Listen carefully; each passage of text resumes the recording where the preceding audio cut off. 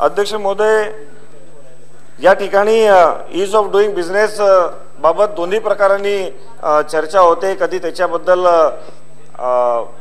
एक हेटाळणीचाही विषय करण्याचा प्रयत्न केला जातो। मला आठवतं की ईज ऑफ डुईंग बिझनेसच्या माध्यमातून त्यासाठीच जेव्हा एक विधेयक या सभागृहामध्ये चर्चेला आलं तेव्हा आमच्या विरोधी पक्षांवरील मित्रांनी त्याबाबत काही शंका सुद्धा उपस्थित केल्या होत्या। परंतु अध्यक्ष महोदय, ईज ऑफ डुईंग बिझनेस याच्या नावामध्ये जरी बिझनेस असला तरी अर्थात त्याची सर्वात मोठी प्रायोरिटी, सर्वात मोठं प्राधान्य, त्याचा सर्वात मोठा उपयोग हा रोजगार निर्मितीला होणार आहे। रोजगार निर्मिती जर का व्हायला हवी असेल तर उद्योग असले पाहिजेत आणि उद्योग जर का हवे असतील तर त्या उद्योग करण्यासाठीचं एक योग्य वातावरणाची आवश्यकता आहे आणि त्यामुळे हा ईज ऑफ डुईंग बिझनेसचं महत्त्व आहे। आणि त्याचमुळे मला असं वाटतं अध्यक्ष महोदय की भारताचा क्रमांक 130 वरनं 100 वर आणणं ही एक खूप मोठी झेप केंद्र सरकार आणि राज्य सरकारच्या माध्यमातून होते। कारण हा जरी विषय देशभरासाठीचा लागू असला तरी ईज ऑफ डुईंग बिझनेसचं रँकिंग मुंबई आणि दिल्लीच्या रँकिंगच्या आधारावर होतं आणि मुंबईचा ह्यातला वाटा हा फार महत्त्वाचा आहे।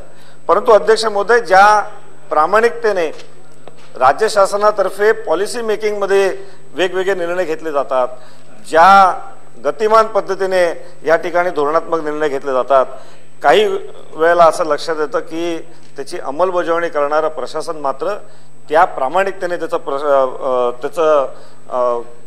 अंमलबजावणी करताना दिसत नाही। अध्यक्ष महोदय, मुंबईच्या बांधकामाबाबत विचार करताना अनेक धोरणात्मक निर्णय ईज ऑफ डुईंग बिझनेसच्या माध्यमातून बांधकाम क्षेत्रामधल्या सुलभ व्हावेत यासाठी निर्णय घेतले जातात। परंतु अध्यक्ष महोदय, त्याची अंमलबजावणी आज सुद्धा खालच्या स्तरावर ही योग्य पद्धतीने होताना दिसत नाही।